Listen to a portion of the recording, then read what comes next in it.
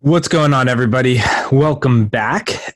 Doing another market update. If you missed the market update, the first one that we did, just go back. You can listen to it, watch it. I highly recommend you watch it because it's numbers, charts, data, etc. It's a little bit easier to convey that information, see that information, hopefully find the information useful if you're able to look at it. So you can go back.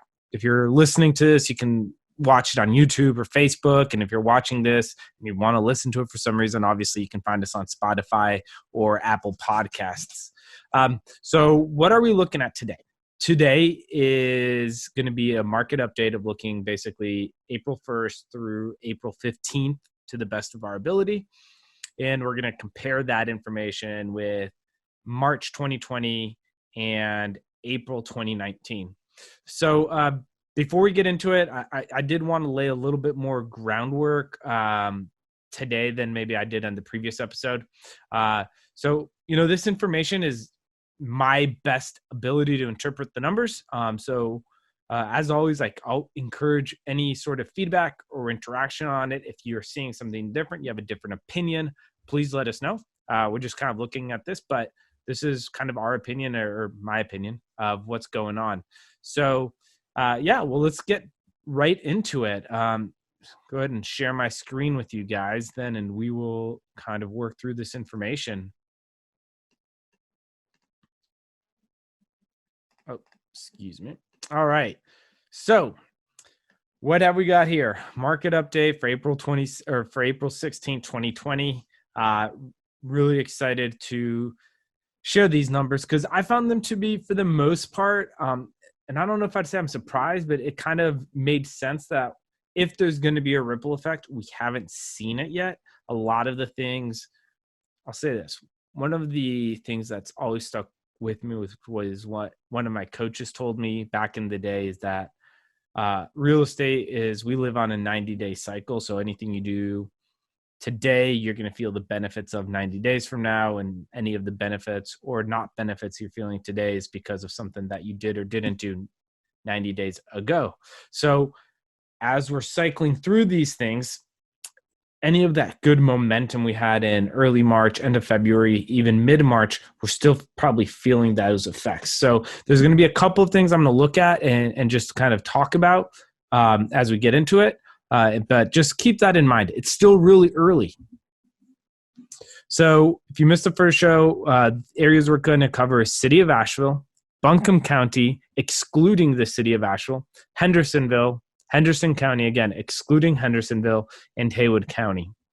The reason for Buncombe and Henderson County that we did that is they feel like there's almost two different markets there. So if you look at City of Asheville and you use that data to change the averages for Buncombe County, arguably it doesn't give it a proper reflection, and vice versa. You don't want Buncombe County numbers to come in and affect City of Asheville numbers. All right, so the data points we're actually tracking here are number of active listings, number of closed listings, medium days on market, number of expired listings, the closed price to original list price ratio. So what does that mean? So it means the original price that a property was listed at versus what it sold at. So if it was originally listed at $200,000 and then there was a price drop to say $180,000, this ratio is going to look at what it sold versus the $200,000, not the $180,000. Hope that makes sense. If not, ask for clarification. And then the last thing that we're tracking is number of properties under contract. All right, so we are going to be looking at April year to date. So again, this is April 1st through April 15th is the data that we have available versus March 2020.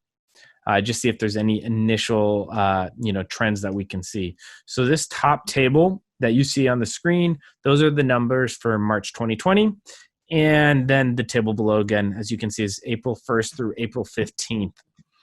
The thing that I was most interested in looking at was the number under contract, and also just look at the number of active listings. And so if you see in both of those two columns, across the board so far, they are very similar. April's 2020 are very similar to March 2020. The reason I was looking at the active listings and the under contract listings is because I personally felt like it would give a good indication of people's optimism in the market. So properties are still going under contract, or they've stayed under contract throughout this whole time. Either way, that's a really good sign. And number of active listings with all the properties that closed last month, you can see, right? We had a number of closings. For instance, Buncombe County had 136 listings closed last month, and there's 804 listings, and there's still 803 active listings. So it's kind of holding steady so far. And you're going to find very similar numbers as you go down across the board from Buncombe County to Haywood County. We are making these slides available, so go back, take a look. But I was very pleased to see that those numbers held strong from last month to this month. And then had some good feedback after last episode that they wanted to look at last year's numbers and comparison. So included a new slide for this presentation to talk about April 2020 year-to-date versus April 2019. And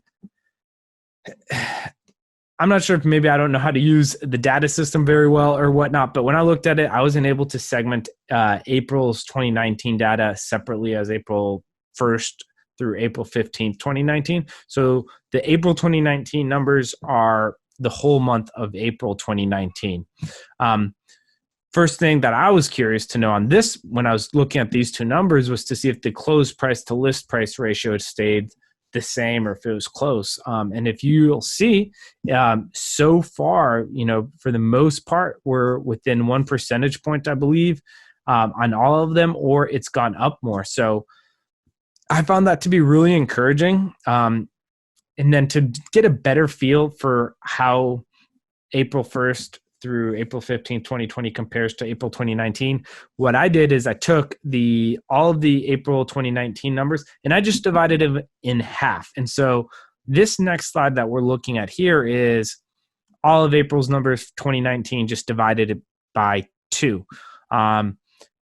So is this exact? No, of course it's not going to be exact, but it's just a quick gut check, I guess, if you could call it that, to look at what's happening.